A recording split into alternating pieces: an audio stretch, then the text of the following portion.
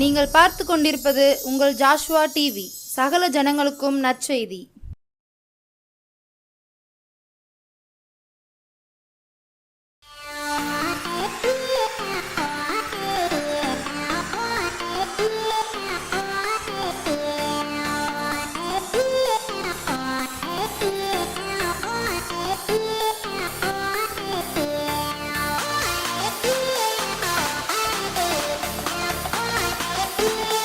Joshua TV நேயர்கள் அனைவருக்கும் இயேசு கிறிஸ்துவின் அன்பின் வாழ்த்துக்களை தெரிவித்துக் கொள்கிறோம்.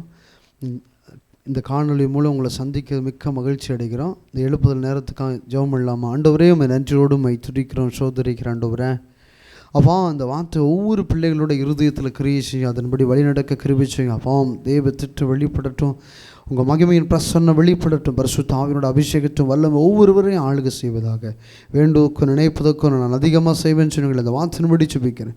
உங்கள் தெய்வீக பிரசன்னத்தும் வல்லமை பிள்ளைகளை மூடுவதாக இம்மட்டும் காத்த எவனேசரையும் துதிக்கிறோமா.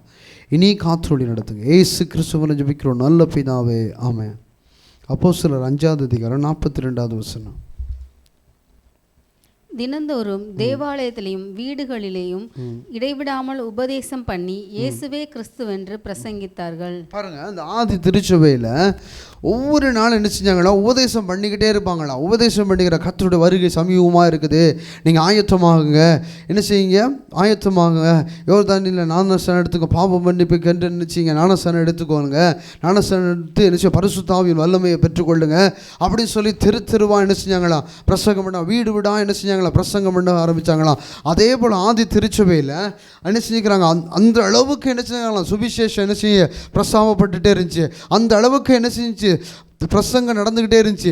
அதே போல் தான் இன்றைக்கி ஆண்டவர் ஒவ்வொரு சபையும் ஆதி திருச்சபையாக என்ன செய்கிறார், மாறணும்னு சொல்லி ஆவியானவர் என்ன செய்கிறாரு, வெளிப்படுகிறாரு. அந்த ஆதி திருச்சபையில் எப்போ அப்பம் விட்டுதலிலும் ஐக்கியத்திலும் செபத்திலும் என்ன செஞ்சாங்கன்னா உறுதியாக இருந்தாங்கன்னு சொல்லி வேதம் சொல்லப்படுகிறது. அதே ஆதி திருச்சபையில் பார்த்தீங்கன்னா சீசர்கள் தொகை என்ன செஞ்சான், பெருகிட்டு அப்படின்னு சொன்னால் வேதத்தில் சொல்லப்படுது. இன்றைக்கி பார்த்தீங்கன்னா அந்த சபையில் அப்பம் விட்டுதலில் ஐக்கியம் கிடையாது, ஜெபத்திலையும் உறுதியாக இல்லை, அப்படி தான் இருக்குது சபையில். நம்ம சபைகளை மாறணும், ஆண்டவருக்காக என்ன செய்யணும், எழும்பணும். ஒவ்வொரு நாளும் என்ன செய்யணும், கர்த்தருடைய வார்த்தையை பிரசங்கப்படுத்திக்கிட்டே இருக்கணும், பிரசங்கம் பண்ணிகிட்டே இருக்கணும். வீடுகளிலும் தெருக்களிலும் வீதிகளிலும் பண்ணும்போது தான் கர்த்தருடைய மகிமையை, கர்த்தருடைய வருகை என்ன செய்யுது, சமீபமாக இருக்குன்னு சொல்கிறார். சுவிசேஷம் எங்கே பிரஸ்தாபப்படுகிறதோ அதான் என்ன செய்யுது, நான் வருகிறதுக்கு அடையாளம்னு சொல்லி வேதத்தில் கூட தெளிவாக எழுதி வைக்கப்பட்டிருக்கு. அதே போல் ஆதி திருச்சபையில் பார்த்தீங்கன்னா அந்த அளவுக்கு என்ன செஞ்சான், பிரசங்கம் பண்ணுறாங்களா. அதே போல் தான் நம்ம சபையில் என்ன செய்யணும், அந்த அளவுக்கு பிரசங்கம் பண்ணணும். அந்த மாதிரி என்ன செய்யணும், உபதேசத்தில் என்ன செய்யும், பிரசங்கத்திலையும் உபதேசத்திலையும் தெளிவாக இருந்தாங்க. இப்போ பார்த்தீங்கன்னா ஒவ்வொரு சபையில் பார்த்தீங்கன்னா உபதேசத்திலையும் தெளிவு கிடையாது, பிரசங்கத்திலையும் தெளிவு கிடையாது. இன்றைக்கி ஆசீர்வதிப்பார், பெருக பண்ணுவார். எப்படி பெருக பண்ணார் ஆண்டு சொல்கிறாரு, இஸ்ரவேலில் வெளிப்பட்டது சொல்கிறாரு, யோசுவாக்கு சொல்ல, என் கட்டளையை கை கொள்ளனா, என் பிரமாணத்தை கை கொள்ளனா, நான் மோசையோடு கூட இருந்தது போல் நான் உன்னோடு கூட இருப்பேன்னு சொல்கிறாரு. ஏன்னா கர்த்தருடைய திட்டத்தை நிறைவேற்றி கர்த்தருடைய நோக்கத்தை நிறைவேற்றும் போது தான் நான் உனக்கு என்ன வாக்குத்தத்தம் பண்ணணும், உனக்கு என்ன திட்டத்தை நான் பண்ணணும், உன்னை தாயின் கருவில் எதுக்காக உன்னை உருவாக்கி, நான் தாயின் கருவில் உருவாக்கும்னு உன்னை எதுக்காக முன்குறித்தனோ அந்த திட்டத்தை நீ செய்யும் போது நான் மோசையோடு கூட இருந்தது போல நான் உன்னோடு கூட இந்த செய்யும் காரியம் அது பயங்கரமாக இருக்குன்னு சொல்கிறாரு. அப்போ அவர் திட்டத்தை செய்யும் போது தான் என்ன செய்வார், ஆசீர்வதிப்பார். சும்மா ஒன்றும் ஒரு மனுஷன் ஆசீர்வதிக்க மாட்டார். நம்மளை உருவாக்குனது எதுக்காக உருவாக்குனாரு, தேவ திட்டத்தை நிறைவேற்றுறதுக்கும் தேவ நோக்கத்தை நிறைவேற்றி தேசத்தில் அவரோட மகிமையை பிரஸ்தாபப்படுத்துறதுக்கு தான் ஆண்டவர் என்ன செய்கிறாரு, உங்களை என்னை முன்குறித்திருக்கிறாரு. இன்னைக்கு ஆதி திருச்சபையில் உள்ள பிரசங்கத்தை பார்த்தவன எப்படி இருக்குது, உங்களை ஆசீர்வதிப்பார், பெருக பண்ணுவார். இன்னைக்கு ஞாயிற்றுக்கிழமை வந்துட்டீங்க, ஆண்டவர் எனக்கு வாக்குத்தத்தம் பண்ணுறாரு, நிச்சயமாக முடிவு உண்டு, உங்கள் நம்பிக்கை வீண் போகாது. கள்ள உபதேசத்தை கேட்டு என்ன செஞ்சு நம்ம இருதயெல்லாம் என்ன செஞ்சு இன்னைக்கு ஆண்டவர் நம்மளை குறித்து என்ன பேசுவார். நீங்கள் என்ன வீட்டில் நொறுக்கப்பட்டு என்ன செய்வீங்க, சபைக்குள்ளே போய் உட்காந்துருக்கும் போது எல்லாரும் வேதனைப்பட்டு தானே உட்காந்துருப்பாங்க, எல்லாரும் கஷ்டப்பட்டு தானே உட்காந்துருப்பாங்க, எல்லாருக்கும் பாடுகள் மத்தியில் தானே வந்திருப்பாங்க. அதுக்கு தான் அவங்க என்ன செய்கிறாங்க, ஆண்டவர் இன்னைக்கு என்னோட வாக்குத்தத்தம் பண்ணுறாரு, நிச்சயமாக முடிவு உண்டு, உங்கள் நம்பிக்கை வீண் போகாது. எப்படி அவர் நம்பிக்கை வீண் அந்த வாக்குத்தத்தம் எப்படி நமக்கு பலிக்குன்னா, அவர் கட்டளையை கை கொள்ளும் போது, அவர் பிரமாணத்தை கை கொள்ளும் போது, அவருக்காக பாடுகள் அனுபவிக்கும் போது, அவருக்காக வேதனைகள் அனுபவிக்கும் போது, அவருக்காக என்ன செய்யணும், அவருக்காக ஓடும் போது, அவருக்காக ஊழியம் செய்யும் போது, அவர் திட்டத்தை நிறைவேற்றவங்களுக்கு தான் என்ன செய்வார், கர்த்தர் அந்த வாக்குத்தத்தம் நிறைவேறும். நம்மளோட வாழ்க்கையில் என்ன செய்கிறோம் அப்படின்னா நம்ம வாழ்க்கையில் ஆண்டவர் எதையாவது நமக்கு செய்ய மாட்டாரா? இன்றைக்கி ஆண்டவரோட எதிர்பார்ப்பெல்லாம் எப்படி இருக்குது தெரியுமா? என் பிள்ளை எனக்காக ஏதாவது செய்ய மாட்டானா? என் பிள்ளை எனக்காக ஓட மாட்டானா? எனக்காக சுவிசேஷம் அறிவிக்க மாட்டானா?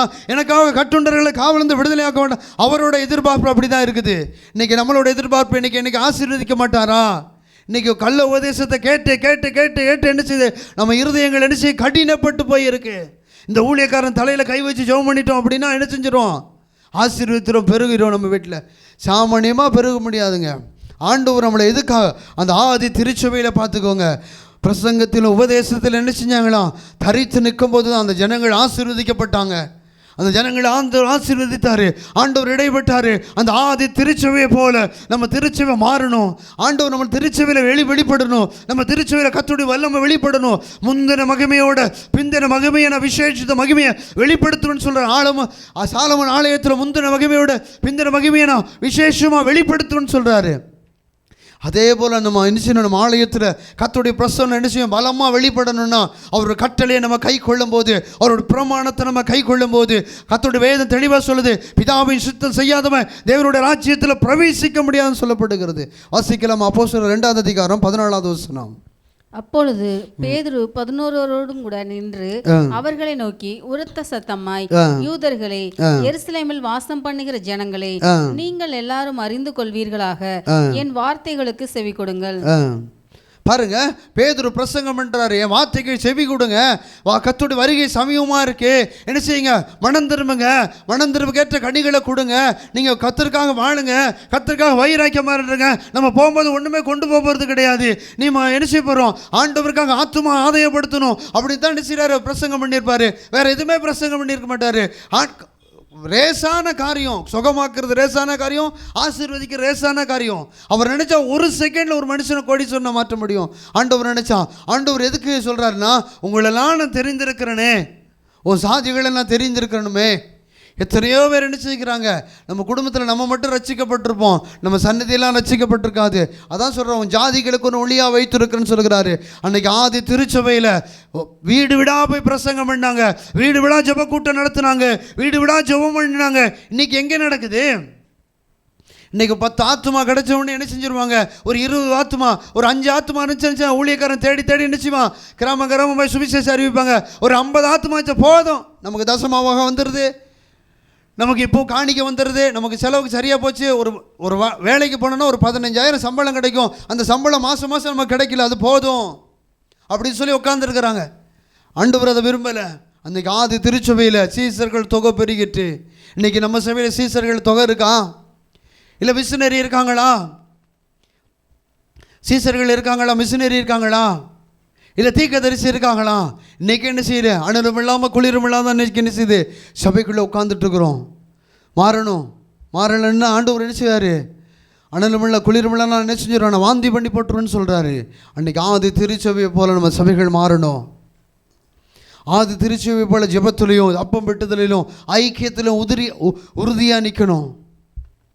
வாசிக்கலாம் அப்போஸ்தலர் 4ஆம் அதிகாரம் 2, 3, 4 வசி. அவர்கள் ஜனங்களுக்கு உபதேசிக்கிறதினாலும் அவங்கள் ஜனங்களுக்கு உபதேசிக்கிறனாலும் இயேசுவை முன்னிட்டு மரித்தோரிலிருந்து உயிர்த்தெழுதலை பிரசங்கிக்கிறதினாலும் சினங்கொண்டு அவர்களை பிடித்து சாயங்காலமாய் இருந்தபடியினால் மறுநாள் வரைக்கும் காவலில் வைத்தார்கள். வசனத்தை கேட்டவர்களில் அநேகர் விசுவாசித்தார்கள். அவர்கள் தொகை ஏறக்குறைய 5000 இருந்தது. குறைய 5000. பாருங்க, அன்னைக்கு என்ன செஞ்சுருக்காங்க? கர்த்தருக்காக பாடுகளையும் கர்த்தருக்காக வேதனைகளையும் பாருங்க. என்ன வந்தாலும் பரவாயில்ல, என்ன வந்தாலும் நடந்தாலும் பரவாயில்லன்னு சொல்லி என்ன செய்கிறாங்க? பிரசங்கம் பண்ணியிருக்கிறாரு பேதுரு. ஜெயிலுக்கே போனான்னு சரி, அன்றைக்கி ஆண்டவர் மறுதளிச்சு ஒரு நினைச்சுக்கிற பிரசங்கம் பண்ணியிருக்கிறார். பிரசங்கம் பண்ணோன்னு தான் 5000 பேர் நினச்சி ஏறக்குறைய 5000 பேர் ரசிக்கப்பட்டாங்க. இன்றைக்கி ஆண்டவர் பேதுரு போல் என்ன செய்யணும்? ஆண்டவருக்காக ஊழியம் செய்கிறதுக்காக, தேவ திட்டத்தை நிறைவேற்றுறதுக்காக, தேவ நோக்கத்தை நிறைவேற்றுறதுக்காக அன்றைக்கி மறுதளிச்சது உண்மைதான். 3 தடவை மறுதளிச்சது உண்மைதான். ஆண்டவருடைய திட்டத்தை நிறைவேற்றினார் பாருங்க. பேதுரு நிறைவேற்றினார் பாருங்க. அவர் நிறைவேற்றினார் பாருங்க. அவருக்காக பாடுகளையும் அவருக்காக வேதனைகளையும் வேதனைகளையும் அவருக்காக வேதனைகளை பிரஸ்தாபப்படுத்தும் போது தான் அவருடைய மகிமை அந்த இடத்துல வெளிப்படுது பாருங்க. போராட்டத்தின் மத்தியில் ஆண்டு சொல்ல திறந்த வாசலை வைத்திருக்குன்னு சொல்கிறாரு. அப்போ எவ்வளவு தூரம் ஆண்டவருக்காக பாடுகளை பட்டிருக்காங்க. நம்ம ஆண்டவருக்காக என்ன செஞ்சுருக்கிறோம்? நம்ம நினச்சிக்கிறோம் நம்ம வாழ்க்கையில் சபைக்கு நம்ம காணிக்க கொடுக்குறோம், சபையை தாங்குகிறோம், ஆண்டவர் மகிமைப்பட்டுருவாருன்னு நினைக்கிறோம். சத்தியமாக மகிமைப்பட மாட்டாருங்க. நீங்கள் நினைக்கலாம் ஆண்டவருக்காக யாராவது இறங்கி பட்டணத்துக்குள்ளே போய் சுவிசேஷம் யார் பிரஸ்தாபப்படுத்துவான்? இன்றைக்கி ஆண்டவர் தாகமாக இருக்கிறாரு. இன்றைக்கி சிலுவையில் சொல்கிறாரு, நான் தாகமாக இருக்கேன், என்கிட்ட ஜீவ தண்ணீர் இருக்குது, என் ஜனத்துக்கு யாரும் சுவிசேஷம் அறிவிக்க முடியும்? இவங்களுக்காக நான் மரித்திருக்கிறேன். மரித்தோரை குறித்து பிரசங்கம் பண்ணினார்ல, பேதுரு கூடையே இருந்து பார்க்குறாரு. அவர் பட்ட பாடுகளையும் அவர் பட்ட வேதனைகளையும் அவர் பட்ட சஞ்சலங்களையும் ஒவ்வொரு நாளும் பார்க்குறாரு பேதுரு. அதே போல பேதுரு போல ஆண்டவருக்காக பாடுபடுகிற மனுஷனை தேடி தான் ஆண்டவர் இந்த எழுப்புத நேரத்தில் ஒவ்வொருவர்கிட்டையும் பேசுகிறாரு, ஒவ்வொருவர்கிட்டையும் இடைபடுகிறாரு, ஒவ்வொருவர்கிட்டையும் என்ன செய்கிறார்? மகிமைப்படுகிறாரு. இன்றைக்கி ஒவ்வொரு டிவி சேனல்லையும் எனக்கு தரிசனம் இல்லைன்னு சொல்ல முடியாது, எனக்கு தேவ திட்டம் இல்லைன்னு சொல்ல முடியாது. அவர் ஆணித்தரமாக வெளிப்பட்டு கொண்டிருக்கிறாரு. கடைசி காலத்தில் இருக்கிறோம், எனக்கு சுவிசேஷம் அறிவிக்கப்படலைன்னு ஒரு மனுஷனும் சொல்ல முடியாது. அந்த தெய்வ திட்டத்துக்காக தான் இன்றைக்கி பேதுரு எவ்வளோ வைராக்கியமாக பிரசங்கம் பண்ணியிருப்பார், எவ்வளோ வைராக்கியமாக. அடுத்த ஜாதிகள் மத்தியில் அவன் இருதயம் வேதனைப்படுறதுனா அந்த அளவுக்கு கர்த்தருடைய மகிமையை வெளிப்படுற அளவுக்கு அன்றைக்கி 5000 பேர் ரட்சிக்கப்பட்டார்களே. ஆண்டவர் நீங்கள் இறங்கி போகும்போது அன்றைக்கி பேதுரு கொண்டு 5000 பேர் ரட்சிக்கப்பட்ட ஆண்டவர் இன்றைக்கி 10,000 பேரை ரட்சிக்கப்படுறதுக்கு ஏமாத்துறோம். கர்த்தர் சொல்கிறாரு, என்னை விசுவாசிக்கிறவன் தான் செய்த கிரியைகளை பார்க்குறோம், அது பெரிய காரியங்களை நான் உன்னை கொண்டு செய்வேன்னு சொல்கிறாரு. கடைசி காலத்தில் நிற்கிறாரு. எல்லாரும் ஆண்டவர் நமக்கு செய்வாருன்னு எதிர்பார்ப்புகளோடு இருக்கிறீங்க. ஆண்டவர் சொல்கிறாரு, என் காரியமாக யார் போவா? அவர் கொடுத்த காலங்கள் நிறைவேறிடுச்சு, வருகை சமயமாக இருக்குது. யார் எனக்காக சுவிசேஷம் பிரஸ்தாபப்படுத்த முடியும்?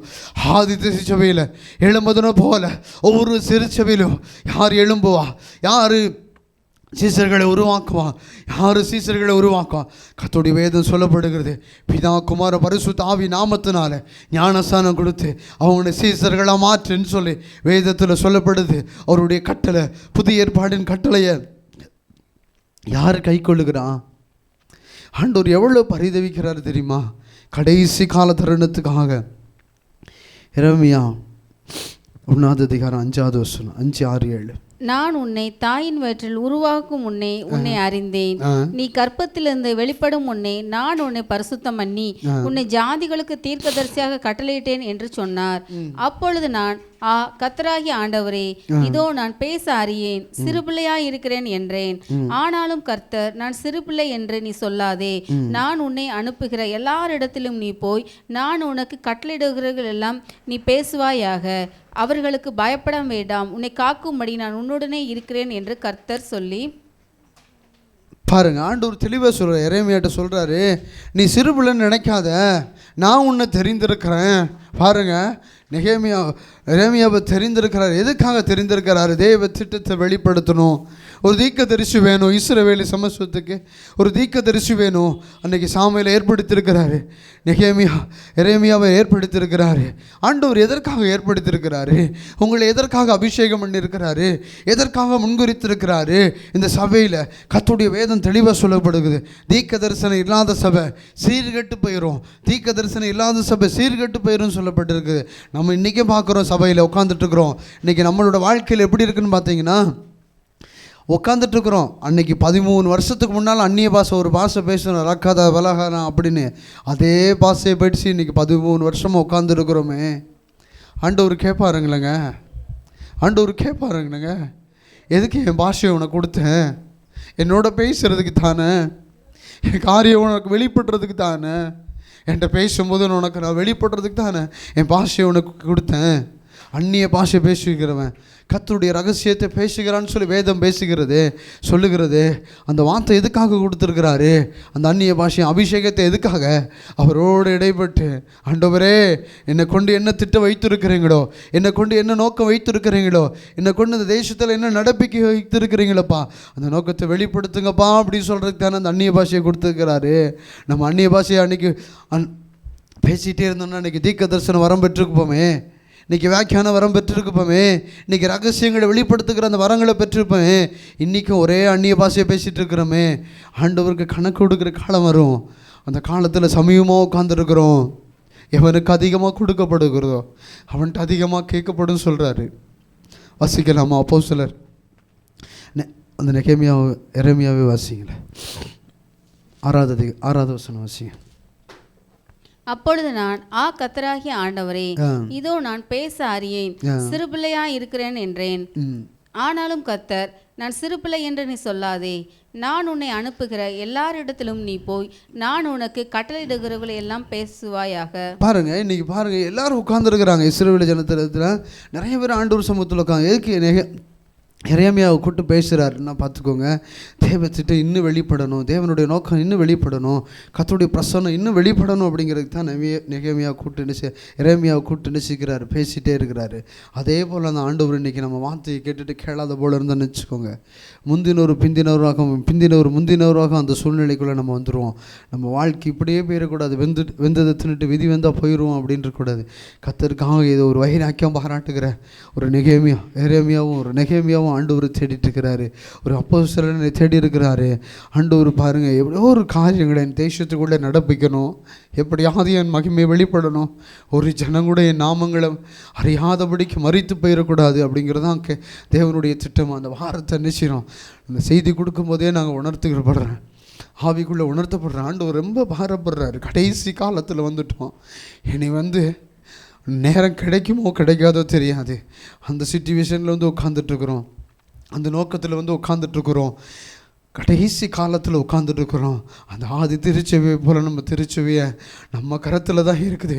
ஆண்டவர் ஆயத்தமாக இருக்கிறாரு, தட்டி எழுப்புங்க சீசர்களை, தட்டி எழுப்புங்க தீர்க்கதரிசிகளை, தட்டி எழுப்புங்க அப்போஸ்தலர்களை, தட்டி எழுப்புங்க வேத பண்டிதர்களை, தட்டி எழுப்புங்க. போதுங்க சும்மா அனலும் இல்லாமல் குளிரும் இல்லாமல் நம்ம ஆலயத்தில் இருக்க வேண்டாம்.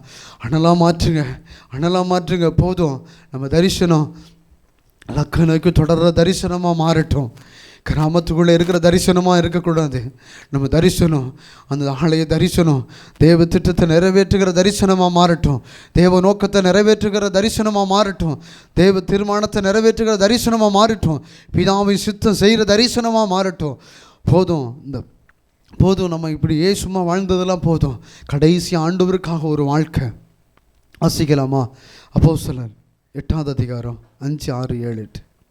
அப்பொழுது பிலிப் என்பவன் சமாரியாவில் உள்ள ஒரு பட்டணத்திற்கு போய் அங்குள்ளவர்களுக்கு கிறிஸ்துவை குறித்து பிரசங்கித்தான். பிலிப்பு செய்த அதிசயங்களை ஜனங்கள் கேள்விப்பட்டு கண்டு அவனால் சொல்லப்பட்டவைகளை ஒருமனப்பட்டு கவனித்தார்கள்.